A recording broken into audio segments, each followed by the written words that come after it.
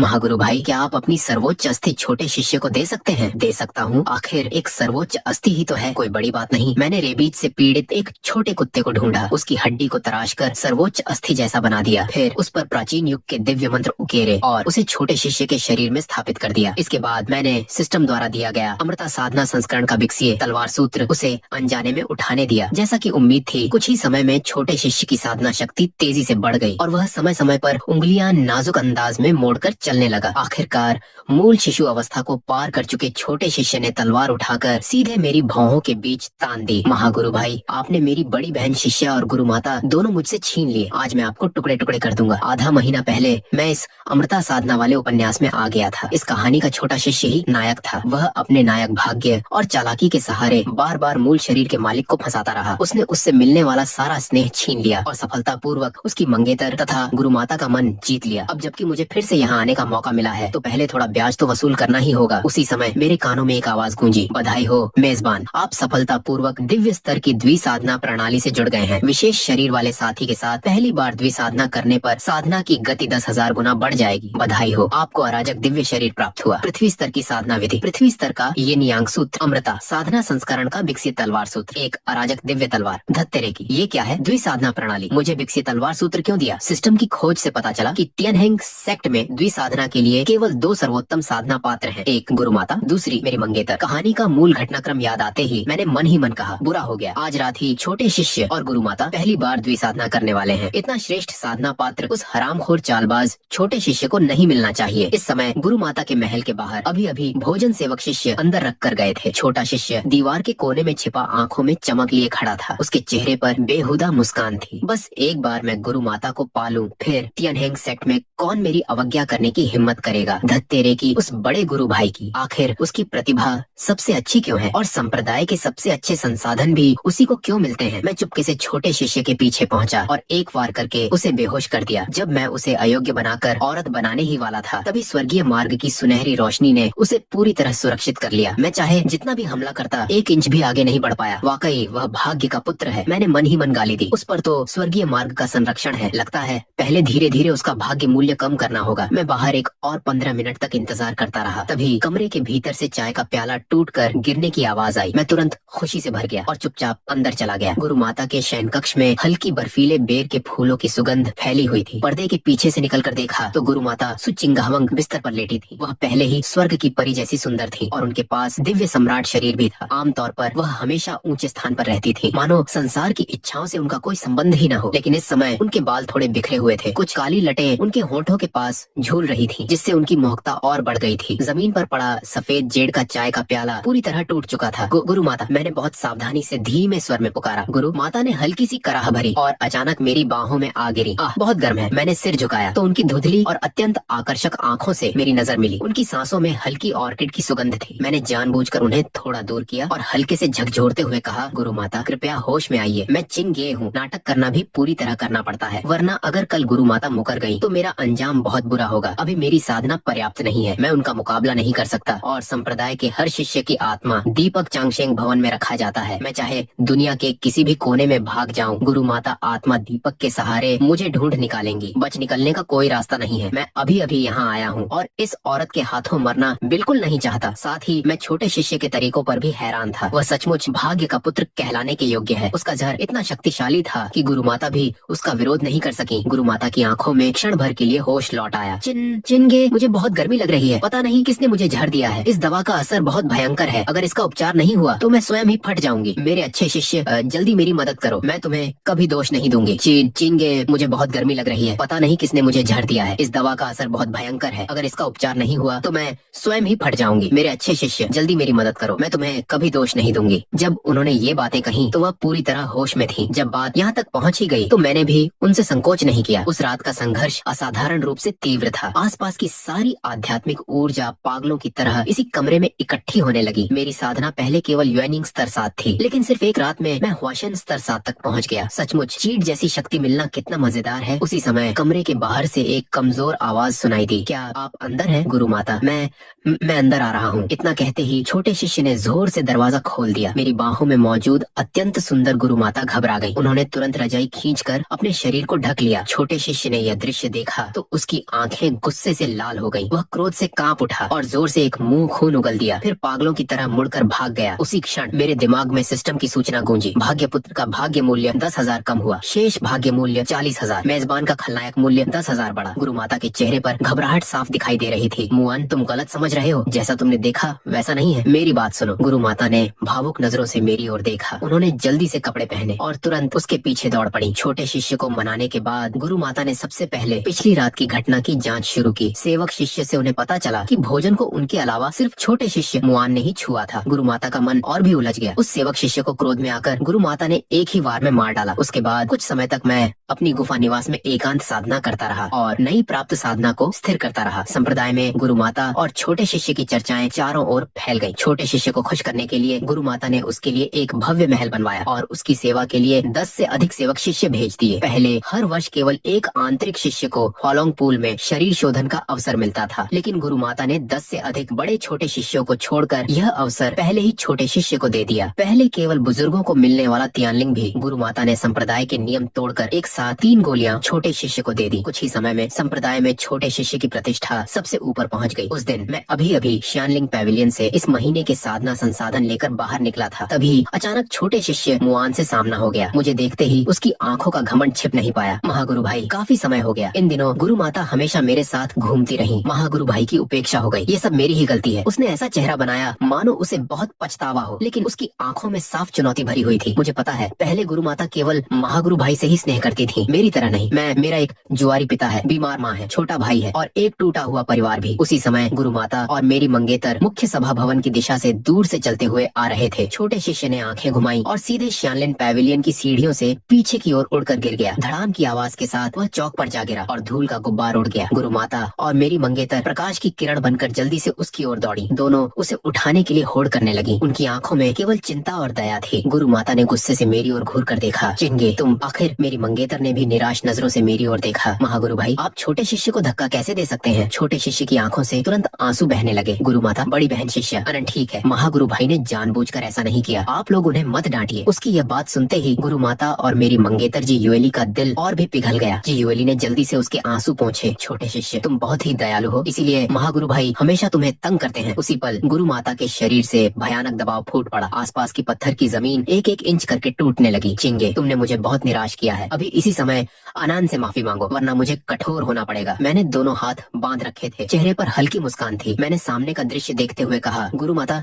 मैंने तो कुछ भी नहीं किया। मुझे समझ नहीं आता कि मुझसे कौन सी गलती हुई है। मेरी लापरवाह मुद्रा देखकर गुरु माता और भी क्रोधित हो गई। तुम अभी भी बहस कर रहे हो? क्या हम सबने अभी जो देखा वह गलत था? मैं हल्का सा हंसा और उनकी बात बीच में ही काट दी। उंगलियों से तलवार की मूठ सहलाते हुए बोला, क्या आपने ये नहीं देखा कि मैं शुरू से यहीं खड़ा था, जरा भी नहीं हिला? छोटा शिष्य तो खुद ही गिरा था। मुआन डर कर थोड़ा सिकुड़ गया और गुरु माता की बाहों में छिप गया। गुरु माता, महागुरु भाई को मत डांटिए, बड़ी बहन शिष्य, गलती मेरी ही है। सुनो, छोटा शिष्य अब तक तुम्हारी ही चिंता कर रहा है और तुम महागुरु भाई होकर जरा सी जिम्मेदारी भी नहीं लेते। जी युएली ने दुखी होकर मुआन को गले लगाया, फिर मुड़कर मुझे घूरने लगी। मैं हल्के से मुस्कुराया। मेरी नजर गुरु माता के चेहरे पर पड़ी। गुरु माता, क्या आपको याद है 2 साल पहले जब मैं युआन यिंग स्तर 7 पर पहुंचा था, तब आपने मुझे बोधि चिंगशीन पर्ल दिया था और कहा था कि साधना करने वाले को मन शांत रखना चाहिए, कभी भी एक तरफा बातों पर विश्वास नहीं करना चाहिए। गुरु माता का चेहरा थोड़ा बदल गया, उनका गुस्सा भी कुछ कम हो गया। फिर भी मेरी आदत है कि मैं हमेशा अपने साथ रिकॉर्डिंग स्टोन रखता हूँ। अभी जो कुछ हुआ सब उसमें रिकॉर्ड हो चुका है। गुरु माता, छोटी बहन शिष्या, क्या आप दोनों देखना चाहेंगी? मुआन का चेहरा पल भर में कागज की तरह सफेद पड़ गया। नहीं, देखने की जरूरत नहीं। मैं महागुरु भाई को माफ करता हूँ, उन्होंने जानबूझकर ऐसा नहीं किया। मैंने उसकी बात पर ध्यान नहीं दिया। सीधे रिकॉर्डिंग स्टोन की छवि सामने प्रदर्शित कर दी। उसमें साफ दिखाई दे रहा था कि छोटे शिष्य ने जानबूझकर पीछे की ओर छलांग लगाई थी। यहाँ तक कि गिरते समय उसने चोरी छिपे अपनी जांघ को जोर से दबाकर जबरदस्ती आंसू निकाले थे। यह भी बिल्कुल साफ दिखाई दे रहा था। जी युएली का हाथ हवा में ही रुक गया। गुरु माता प्रकाश पर्दे पर दिख रही तस्वीर देखती रही। उनका चेहरा और भी बदसूरत हो गया। भाग्यपुत्र का भाग्य मूल्य 10,000 कम हुआ, शेष भाग्य मूल्य 30,000, मेजबान का खलनायक मूल्य 10,000 बढ़ा। ऐसे ढोंगी हरे चाय जैसे इंसान से निपटने के लिए रिकॉर्डिंग स्टोन जैसा सबूत कैसे न हो? मुआन तुरंत घुटनों के बल बैठ गया। वह पूरी तरह घबरा चुका था। रोते रोते लगातार सिर झुकाकर माफी मांगने लगा। गुरु माता, बड़ी बहन शिष्या, सारी गलती मेरी है। मैं बस आप दोनों की बहुत परवाह करता हूँ। मुझे डर था कि महागुरु भाई आपको मुझसे छीन लेंगे, इसीलिए मैंने ऐसा किया। महागुरु भाई, मुझे माफ कर दीजिए, सारी गलती मेरी ही है। मैं जमीन पर रोते हुए मुआन को देखता रहा, फिर आराम से रिकॉर्डिंग स्टोन वापस रख लिया। छोटे शिष्य, तुम्हारी बात तो बड़ी दिलचस्प है। क्या गुरु माता और छोटी बहन शिष्या कोई ऐसी चीज है जिन्हें कोई भी आसानी से छीन सकता है? जी युएली ने जमीन पर रोते हुए मुआन को देखा। आखिरकार उसका दिल पसीज गया। उसने मुझे घूर कर देखा। गुरु माता, छोटा शिष्य बस हमारी बहुत परवाह करता है। हालांकि उससे गलती हुई है, लेकिन उसकी भावना समझी जा सकती है। गुरु माता सुचिंग हुआंग ने तुरंत छोटे शिष्य को उठाया। अन तुमने ज्यादा सोच लिया, आगे से ऐसी मूर्खता मत करना। जब गुरु माता ने मेरी ओर देखा तो उनकी आंखों में शायद पहली बार अपराध बोध की झलक दिखाई दी। उन्होंने मुंह दूसरी ओर फेर लिया, मानो मुझसे नजरें मिलाने की हिम्मत न हो। बस चिंगे, इस बार गलती मेरी थी। मैंने तुम्हें गलत समझा। तुम संप्रदाय के महागुरु भाई हो, तुम्हें बड़े दिल वाला होना चाहिए। यही इस बात को समाप्त करते हैं। मैं अच्छी तरह जानता था कि इस ढोंगी इंसान को पूरी तरह खत्म करना इतनी जल्दी संभव नहीं है, इसीलिए मैंने भी ज्यादा बहस नहीं की। यह काम धीरे धीरे योजना बनाकर करना होगा। मुझे मूल कहानी याद आई। छोटा शिष्य पीछे वाले पर्वत के गुप्त लोक की एक 101वीं गुफा में टेनहेंग सेक्ट का महान अवसर प्राप्त करेगा। वह टेनहेंग ग्रेट एम्परर द्वारा छोड़ी गई अनंत तलवार छायाएं थी। साथ ही पृथ्वी स्तर की तलवार कला एक वार से स्वर्ग द्वार खोलना भी। इतना बड़ा सौभाग्य भला छोटे शिष्य को पहले कैसे मिल सकता है? यह सोचते ही मैं तुरंत पीछे वाले पर्वत के गुप्त लोक में पहुंच गया। जैसा कि उम्मीद थी, 101वीं गुफा में कालीन की तरह हर जगह खोजने और सिस्टम की मदद से आखिरकार मैंने वह अवसर हासिल कर लिया। इसके बाद मैंने अमृता साधना संस्करण का बिक्सिए तलवार सूत्र वहीं छिपा दिया। अगले 3 दिनों तक मैंने चुपचाप छोटे शिष्य पर नजर रखी। जैसा कि मैंने सोचा था, वह चोरी छिपे गुप्त लोक में गया। जब वह बाहर निकला तो उसके हाथ में वही अमृता साधना संस्करण का बिक्सिए तलवार सूत्र था जो मैंने वहाँ रखा था। जैसे ही उसने पहला पन्ना खोला, उसके चेहरे की खुशी एक पल में जम गई। उसने दांत भींच ली और मुट्ठियां कसकर बंद कर ली। लेकिन कुछ ही देर बाद उसकी आंखों में दृढ़ निश्चय दिखाई देने लगा। छोटा शिष्य बिना पीछे देखे चला गया, मानो उसने कोई बड़ा निर्णय ले लिया हो। मैं लगातार अंधेरे में छिपकर उसे देखता रहा। उसका स्वभाव दिन ब दिन अधिक वीर बनने लगा। उसकी त्वचा और भी मुलायम होती गई, आवाज भी बदलने लगी, यहाँ तक कि उसका गला भी पहले से पतला हो गया। तियानलान कॉन्टिनेंट पर अरबों साधक अमर बनने के उस एक अवसर के लिए संघर्ष कर रहे थे। सच्चे मार्ग की खोज में असंख्य साधकों ने बहुत सी अनमोल चीजों का त्याग किया। पहले एक साधक दा माँ भी था जिसने निर्मोही मार्ग की सिद्धि के लिए अपने पूरे कुल का स्वयं विनाश कर दिया था। फिर भी आखिर में वह स्वर्गीय बिजली की परीक्षा में राख बन गया। ऐसी सर्वोच्च साधना विधि का आकर्षण छोटा शिष्य कैसे रोक पाता? मैंने कई महीनों तक छोटे शिष्य पर नजर रखी, लेकिन वह अब तक विकसित तलवार सूत्र में प्रवेश भी नहीं कर पाया था। लगता है उसकी प्रतिभा वाकई साधारण है। एक रात मेरी मंगेतर जी युएली अचानक मुझसे मिलने आई। वह मुझे देखती रही, कुछ कहना चाहती थी लेकिन कह नहीं पा रही थी। आखिरकार उसने दांत भींचकर कहा, महागुरु भाई, मेरी एक विनती है। आशा है कि हम दोनों के साथ बड़े होने का मान रखकर आप मेरी इच्छा पूरी करेंगे। आ गया, आखिरकार वह समय आ ही गया। जी युएली, जिसके पास 9 बॉडी है, मुआन के पर्वत पर आने के बाद से मूल शरीर के मालिक की लगातार उपेक्षा करती रही थी। अब आखिरकार वह खुद मेरे पास आ गई। लगता है वह सचमुच छोटे शिष्य से बेहद प्रेम करती है। मैं मन ही मन मुस्कुराया, लेकिन चेहरे पर कुछ भी जाहिर नहीं होने दिया। मैंने तुरंत उसे उठाया और कहा, छोटी बहन शिष्या, तुम इतनी पराई बात क्यों कर रही हो? हम दोनों की तो पहले से विवाह की सगाई है, इतनी औपचारिक होने की क्या जरूरत है? जो भी बात है छोटी बहन शिष्या, निसंकोच कहो। वह हिचकिचाते हुए बोली। उसकी नजरें इधर उधर भटक रही थी। उसे मेरी आंखों में देखने की हिम्मत नहीं हो रही थी। महागुरु भाई, क्या आप अपनी सर्वोच्च अस्थि छोटे शिष्य को दे सकते हैं? मैंने जानबूझकर बेहद क्रोधित होने का अभिनय किया। एक ही वार में पास रखा 1000 साल पुराना लोहे का पर्दा चूर चूर कर दिया। जी युएली, क्या तुम्हें पता है मेरे लिए सर्वोच्च अस्थि का क्या महत्व है? तुम ऐसी बात कैसे कह सकती हो? उस समय तुम तो केवल एक छोटी भिखारिन थी। थोड़ा सा खाना चुराने के कारण लोग तुम्हें सड़क पर पीट पीट कर मार डालते। मैंने तुम्हें दया करके बचाया था और तुम्हें संप्रदाय में वापस लेकर आया था। अगर मैं न होता तो तुम बहुत पहले सड़क पर मर चुकी होती। इन वर्षों में कौन था जो बार बार तुम्हें ढेर सारे साधना संसाधन देता रहा, और आज तुम मुझसे कह रही हो कि मैं अपनी सर्वोच्च अस्थि निकालकर छोटे शिष्य को दे दूं? मेरी बात सुनकर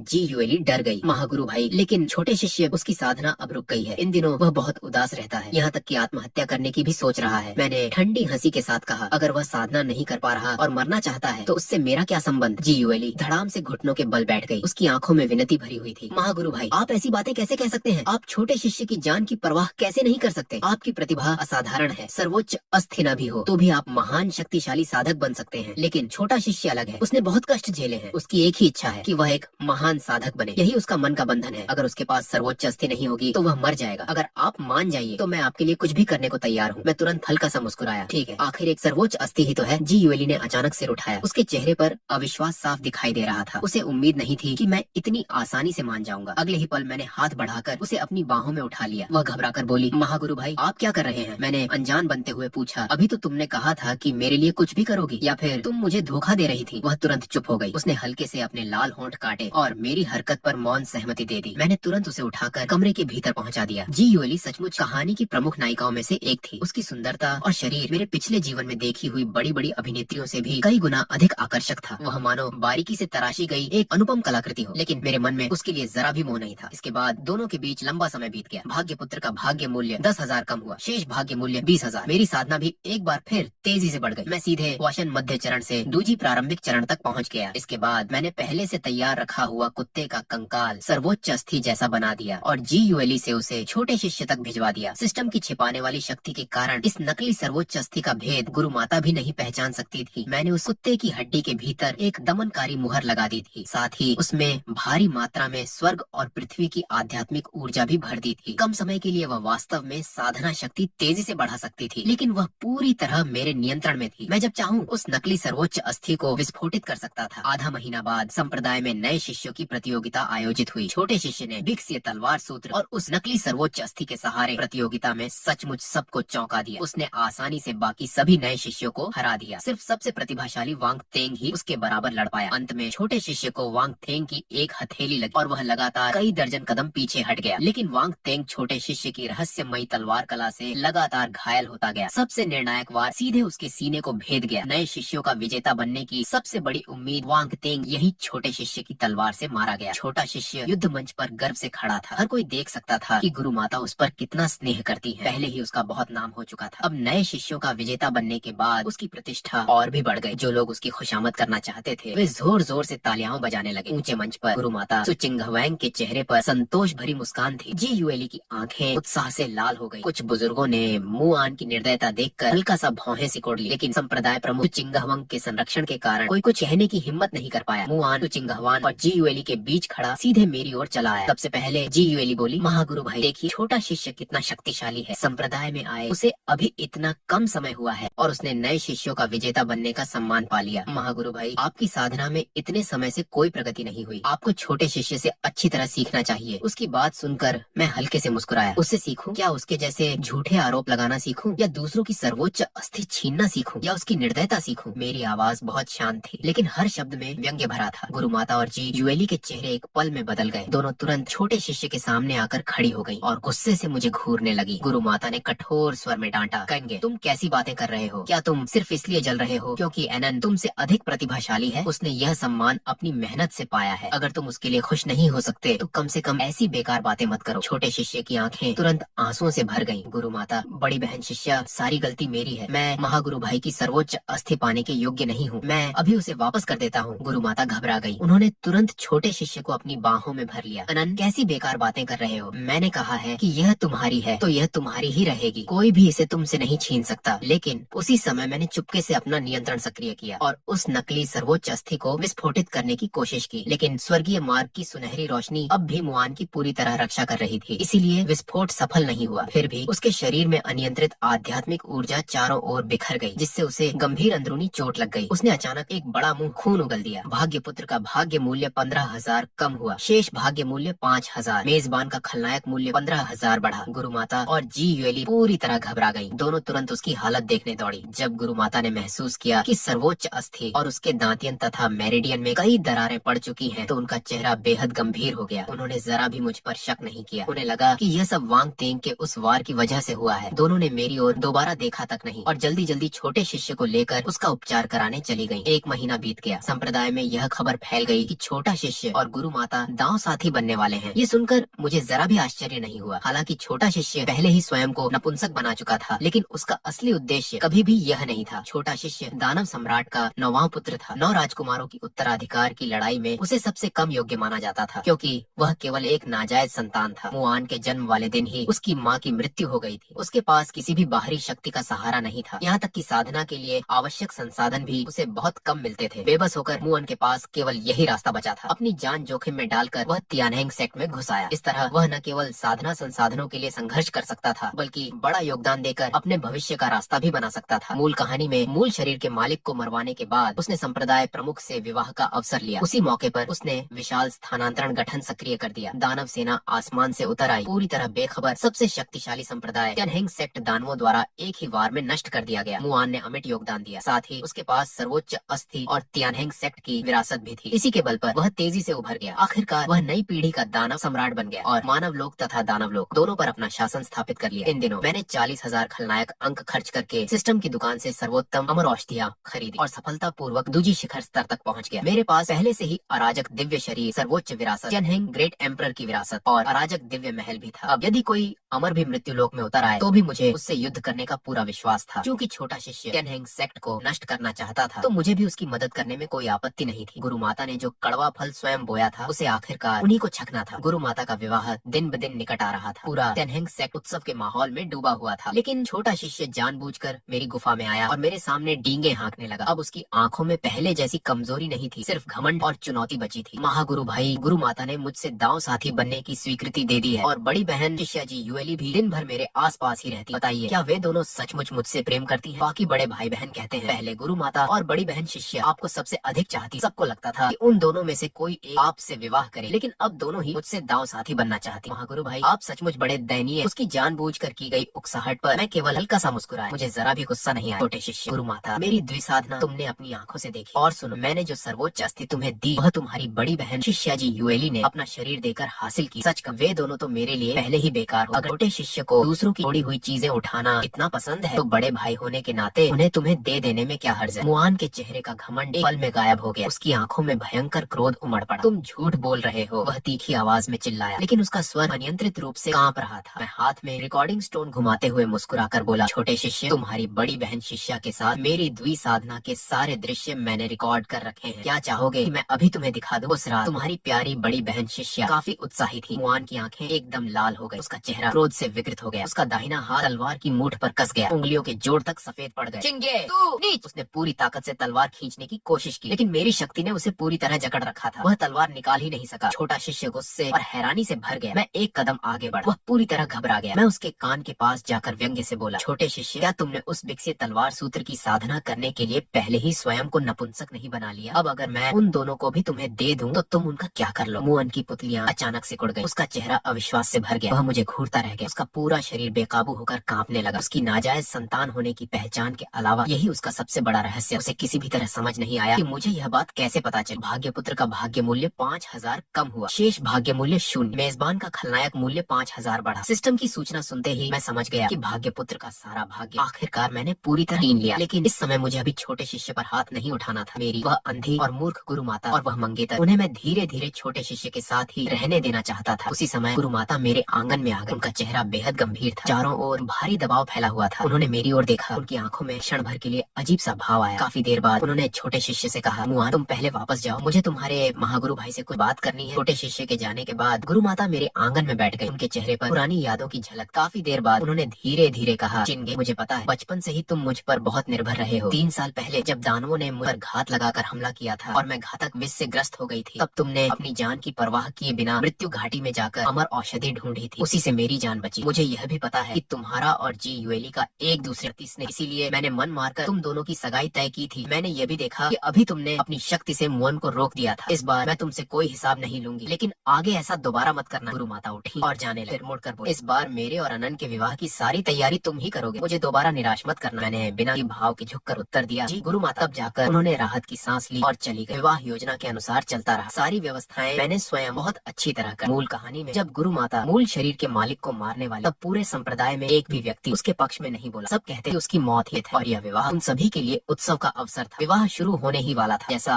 मूल कहानी में हुआ था वैसा ही छोटे शिष्य के साथ भी एक दुर्घटना हो गई। तरीका भी लगभग वैसा ही था। एक सेवक शिष्य घबराया हुआ दौड़ता आया, गुरु माता बहुत बड़ी मुसीबत हो गई, छोटे शिष्य पर किसी ने गुप्त हमला कर दिया, वह अभी बेहोश है। पूरा संप्रदाय, हजारों शिष्य एक साथ स्तब्ध रह गए। गुरु माता का चेहरा डर से सफेद पड़ गया। छोटे शिष्य का दाहिना हाथ काला पड़ चुका था। उसका पूरा शरीर दानवी ऊर्जा से घिरा हुआ। गुरु माता ने तुरंत एक सर्वोत्तम औषधि निकाली और उसे छोटे शिष्य को खिला दी। तब जाकर उसकी हालत कुछ संभली और वह धीरे धीरे होश में आया। गुरु माता ने दांत लिए। उनके चेहरे पर भयंकर क्रोध। अनंत मुझे बताओ, तुम पर यह हमला किसने किया? मैं उसे उसके कर्मों की सजा जरूर दूंगी। छोटे शिष्य ने पूरे सभा स्थल पर नजर दौड़ा। जब उसकी नजर मुझ पर पड़ी तो वह अचानक डर के मारे कांपने लगा। तभी अभी सूचना लाने वाला सेवक शिष्य धड़ाम से घुटनों के बल बैठ गया और रोते हुए बोला, महागुरु भाई ही दोषी। छोटे शिष्य ने बस जेड़ का राजदंड हाथ में लिया था और दानवी ऊर्जा उसके शरीर में प्रवेश कर गई। विवाह की सारी सामग्री महागुरु भाई ने ही तैयार। अगर उन्होंने नहीं किया तो फिर किसने किया होगा? यह बात सुनते ही सबकी निगाहें एक साथ मेरी ओर उठ गई। उनकी आंखों में क्रोध और आरोप भरे हुए। किसी ने सोचा भी नहीं था कि महागुरु भाई ऐसे इंसान होंगे। छोटा शिष्य इतना दयालु, वह उसके साथ ऐसा कैसे कर सकते हैं? क्या महागुरु भाई दानव मार्ग पर चल पड़े? शायद प्रेम में असफल होकर उन्होंने ऐसा किया। जी यूएली गुस्से में खड़ी हो गई। कांपती उठती उंगली सीधे मेरी ओर उठी। उसकी आंखों में हत्या की मंशा चमक उठी। महागुरु भाई, आप इतने निर्दयी कैसे हो सकते हैं? उसी समय छोटे शिष्य ने कमजोर स्वर में सफाई देनी शुरू की। तुम लोग महागुरु भाई को मत दोष दो, सारी गलती मेरी है। महागुरु भाई ने यह जानबूझकर नहीं किया होगा। गुरु माता धीरे धीरे खड़ी हो गयी। उन्होंने मुझे घूर कर देखा। उनकी आंखों में हत्या का इरादा साफ दिखाई दे रहा था। चिंगे, अब तुम्हारे पास अपने बचाव में क्या कहने को है? क्या मैंने तुम्हें पहले चेतावनी नहीं दी थी? अगर तुमने फिर कभी एनन पर हाथ उठाया तो मैं तुम्हें अवश्य मार डालूंगी। चिंगे, मुझे दोष मत देना, यह सब तुम्हारे अपने कर्मों का फल है। सुचिंगहुआंग ने दुजी मध्य चरण की अपनी पूरी शक्ति प्रकट कर दी। उनके लंबे काले बाल बिना हवा के लहराने लगे। उनका दबदबा चारों ओर फैल गया। उनकी भयानक आभा से सभी शिष्य अनजाने में कई कदम पीछे हट गए। आकाश और धरती का रंग बदल गया। गरजते बादल लगातार गूंजने लगे। इस समय पूरे टियनहेंग सेक्ट के सभी लोग मुख्य पर्वत पर इकट्ठा थे। मैं पहले ही महसूस कर चुका था कि 9 सहायक पर्वतों पर बने सभी स्थानांतरण गठन सक्रिय हो चुके थे। स्पष्ट था कि दानव सेना इकट्ठी हो चुकी थी। अब मुझे और अभिनय करने की जरूरत नहीं थी। जब गुरु माता आकाश और धरती की शक्ति का सहारा लेकर मुझे मारने के लिए झपटी तो मैंने व्यंग्य से केवल 2 शब्द कहे, मोर। मेरी आवाज ज्यादा ऊंची नहीं थी, लेकिन वहाँ मौजूद हर शिष्य ने उसे साफ साफ सुन लिया। गुरु माता पूरी तरह क्रोधित हो गई। उन्होंने दांत भींच ली। उनके हाथ की फीनिक्स होली स्वॉर्ड भयंकर अग्नि से चमक उठी और सीधे मेरे सीने की ओर बढ़ी। मेरी केओस डिवाइन स्वॉर्ड उसी क्षण मेरे हाथ में आ गई। मैंने बस हल्के से तलवार उठाई। धड़ाम, एक जोरदार धमाका हुआ। पूरा आकाश और धरती कांप उठे। चटाक, फीनिक्स होली स्वॉर्ड मेरे एक ही वार में टूट गई। मेरा शरीर एक पल में गायब हो गया। जब मैं फिर दिखाई दिया तो मैं गुरु माता के वस्त्रों का कॉलर मजबूती से पकड़े हुए था। मूर्ख, तुम जैसी दूजी मध्य चरण की साधिका मुझे मारने चली थी। पूरा मैदान स्तब्ध रह गया। किसी ने भी ऐसे परिणाम की कल्पना नहीं की थी। कुछ क्षणों तक चारों ओर सन्नाटा छाया रहा। फिर पूरा मैदान शोर से गूंज उठा। दूजी मध्य चरण की गुरु माता महागुरु भाई का एक वार भी नहीं रोक सकी। यह कैसे संभव है? आखिर महागुरु भाई की साधना अब किस स्तर पर पहुंच चुकी है? गुरु माता का चेहरा अविश्वास से भर गया। उन्होंने कठिनाई से कहा, तुमने अपनी शक्ति छिपा रखी थी। यह असंभव है। तुम्हारे पास इतनी भयानक शक्ति कैसे हो सकती है? मैं झुककर उनके कान के पास गया। हल्का सा हंसते हुए बोला, गुरु माता, आज आपका शिष्य आपको एक तमाशा दिखाना चाहता है। छोटे शिष्य को लगा कि स्थिति बिगड़ चुकी है। वह मुड़कर चुपके से भागना चाहता था, लेकिन मैंने एक आध्यात्मिक शक्ति से उसे सीधे अपने सामने खींच लिया। सबके सामने मैंने उसके शरीर के सारे कपड़े चकनाचूर कर दिए। उस क्षण हजारों आंखों ने साफ देखा कि उसके पास एक पुरुष का सबसे बुनियादी अंग भी नहीं था। मैं जोर से हंस पड़ा। गुरु माता, जरा देखिए, यही वह इंसान है जिससे आप हर हाल में विवाह करना चाहती थी। ये तो पुरुष कहलाने के योग्य भी नहीं है। पूरा मैदान एक बार फिर हंगामे से भर उठा, मानो पहाड़ टूट पड़ा हो। मुअन का शरीर पूरे संप्रदाय के शिष्यों की निगाहों के सामने बुरी तरह कांपने लगा। उसने अपमान से भरी दिल दहला देने वाली चीख निकाली। उसकी आंखों में ऐसा अपमान था मानो वह मुझे जीवित ही टुकड़े टुकड़े कर देना चाहता हो। चिंगे, तुमने मेरे साथ ऐसा करने की हिम्मत कैसे की? मैंने गुरु माता का कॉलर छोड़ दिया। वह टूटकर जमीन पर गिर पड़ी। मेरी तथाकथित मंगेतर जी युएली भी वहीं गिर पड़ी। उसका दिमाग पूरी तरह सुन्न हो चुका था। उसने सोचना तक बंद कर दिया था। वह बस लगातार बड़बड़ा रही थी, यह कैसे हो सकता है? ऐसा कैसे हो सकता है? मैंने धीरे धीरे पूरे मैदान पर नजर दौड़ाई। यही है तुम सब मूर्खों का वह छोटा शिष्य जिसे तुमने सिर आंखों पर बिठा रखा था। ऐसा न स्त्री न पुरुष या किन्नर जैसा इंसान लगभग तुम्हारा गुरुपत्ति बनने वाला था। इस समय गुरु माता सुचिंगावंग को ऐसा लगा मानो शर्म और अपमान से उनका अस्तित्व ही मिट गया हो। बेइंतहा अपमान उनके पूरे मन पर छा गया। अब वह सहन नहीं कर सकी। उन्होंने एक बड़ा मुंह खून उगल दिया। मुआन का चेहरा पूरी तरह विकृत हो चुका था, लेकिन वह मेरे नियंत्रण से निकल नहीं पा रहा था। उसके शरीर पर काले दानवी चिन्ह तेजी से फैलने लगे। कुछ ही क्षणों में पूरा शरीर उनसे ढक गया। उसके भीतर से भयानक दानवी ऊर्जा फूट पड़ी, जिसने आधा आकाश काला कर दिया। संप्रदाय के एक बुजुर्ग डर के मारे चिल्ला उठे। पूरा मैदान एक बार फिर चीखों से गूंज उठा। छोटा शिष्य दानव जाति का है? गुरु माता और बड़ी बहन शिष्या एक दानव को खजाने की तरह संभालती रही। छोटा शिष्य आखिर दुष्ट दानव कैसे हो सकता है? इस समय मुअन पूरी तरह पागल हो चुका था। वह जोर जोर से हंसने लगा। तुम सब मूर्ख हो। एक दानव ने तुम सबको अपनी उंगलियों पर नचाया। अब तुम सब मर जाओ। उसकी बात खत्म होते ही 9 सहायक पर्वतों पर बने स्थानांतरण गठन आकाश छूती रोशनी से चमक उठे। असंख्य दानव सैनिक बाढ़ की तरह उन स्थानांतरण गठन से बाहर निकलने लगे। पूरा टियनहेंग सेक्ट क्षण भर में अराजकता में डूब गया। दानव सेना चारों दिशाओं से टूट पड़ी। उनकी कोई निश्चित व्यवस्था नहीं थी, लेकिन उनका हमला बेहद भयंकर था। हर तरफ दानवों की दहाड़ और भीषण युद्ध की चीखें सुनाई दे रही थीं। संप्रदाय के शिष्य पूरी तरह असावधान थे। उन्होंने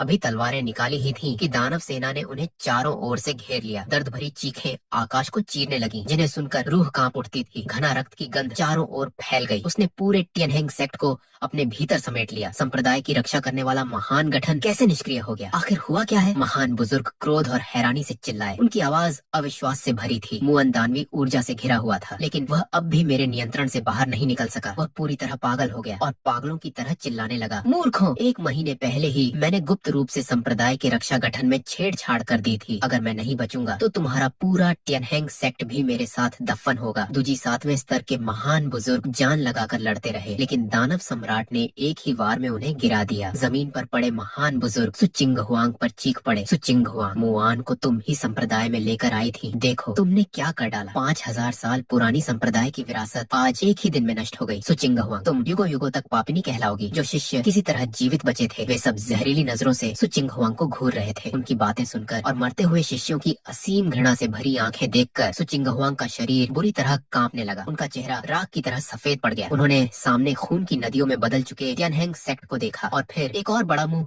खून उगल दिया। वह किसी भी कीमत पर यह स्वीकार नहीं कर पा रही थी कि मुअन न केवल पुरुष नहीं था बल्कि एक घटिया दानवी जासूस भी था, और वह एक संप्रदाय प्रमुख होकर लगभग ऐसे इंसान से विवाह करने वाली थी। इसी नीच दानव के लिए उन्होंने लगभग अपने सबसे प्रिय शिष्य चिनगे को अपने हाथों से मार डाला था, और उसी के कारण हजारों साल पुराना संप्रदाय पूरी तरह नष्ट हो गया। जी यूली भी इस सच्चाई को स्वीकार नहीं कर पा रही थी। जिस विश्वास को वह इतने वर्षों से संजोए हुए थी वह इस क्षण पूरी तरह टूटकर बिखर गया। सुचिंग हुआंग ने अपने होठों से बहता खून पोंछा। उनकी आंखें पूरी तरह पागलपन से भर गईं। वह अचानक उछल पड़ी। उन्होंने अपने ही हाथों से मुआन का सिर एक ही वार में कुचल दिया, मानो अपने सारे क्रोध को उसी पर उतार रही हो। इसके बाद उन्होंने टूटी हुई तलवार उठाई और बिना किसी हिचकिचाहट के दानव सेना के बीच कूद पड़ी। अब केवल हत्या ही उनके अपराध बोध और घृणा को शांत कर सकती थी। सुचिंग हुआंग पूरी तरह पागलों की तरह दानव सेना के बीच लड़ने लगी। उनकी टूटी हुई तलवार जहाँ जहाँ पहुँची दानव सैनिक एक एक करके गिरते गए। वह पूरी तरह उन्मत्त हो चुकी थी। उनकी आंखों में सिर्फ निराशा और पछतावा था, मानो अपने भीतर का सारा पछतावा और क्रोध इन्हीं दानवों पर निकाल देना चाहती हो। जी यूली भी किसी तरह उठ खड़ी हुई। उसने जमीन पर पड़ी तलवार उठाई और गुरु माता के पीछे पीछे शत्रु सेना के बीच कूद पड़ी। बाकी सभी संप्रदाय के शिष्य और बुजुर्ग पहले ही दानव जाति द्वारा पूरी तरह मार दिए गए थे। कोई भी जीवित नहीं बचा था। मैंने केओस डिवाइन सोर्ड हाथ में पकड़ी अकेला खड़ा था। एक ही तलवार के साथ आकाश छूती तलवारों की अनगिनत छायाएं फूट पड़ी। आसपास का हर पेड़ पौधा हजारों लाखों तेज धार वाली उड़ती तलवारों में बदल गया। सिर्फ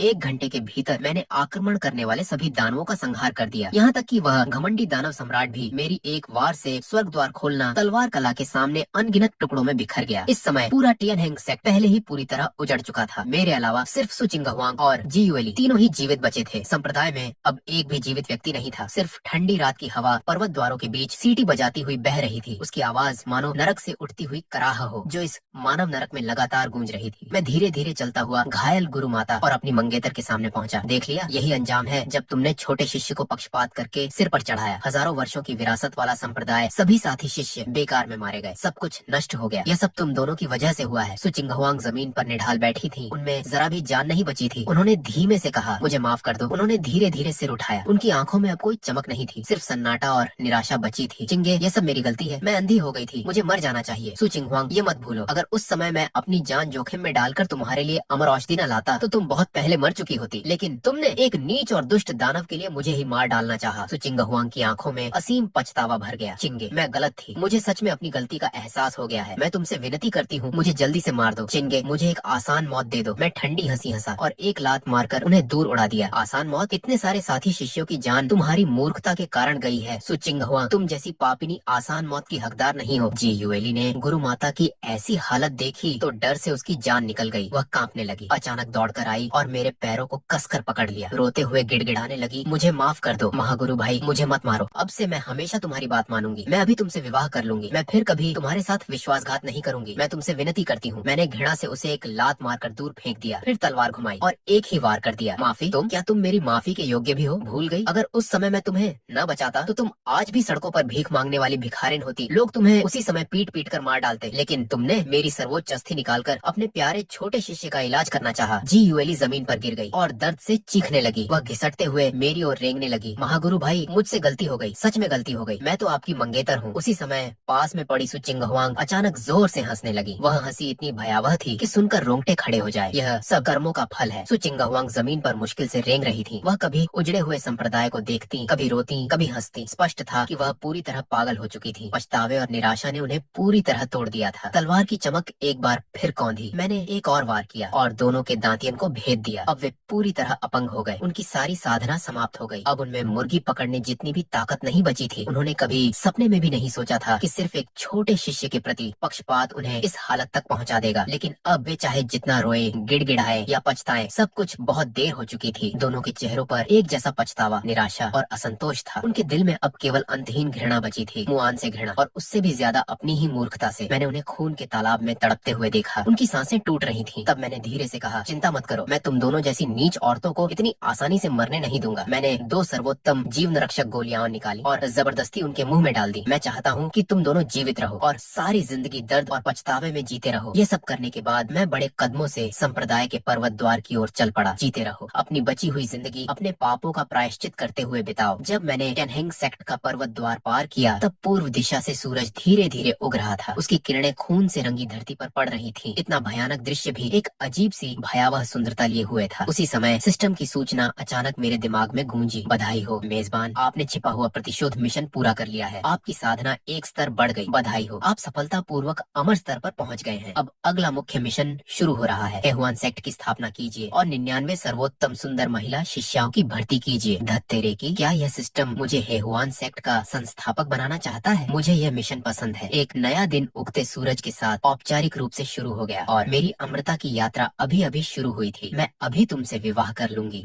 अगर आपको ये वीडियो पसंद आई हो तो प्लीज चैनल को सब्सक्राइब और वीडियो को लाइक जरूर कर देना। अभी के लिए मुझे इतने ही एपिसोड्स मिले हैं तो शायद इसका नेक्स्ट पार्ट आना थोड़ा मुश्किल है, लेकिन जैसे ही आगे के एपिसोड्स मिलेंगे मैं नया पार्ट जरूर लाऊंगा।